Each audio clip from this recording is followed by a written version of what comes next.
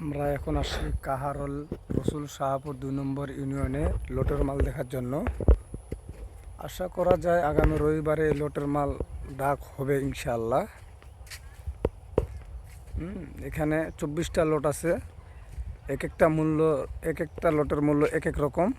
আল্লাহর রহমতে গাছের মান খুব ভালোই আছে।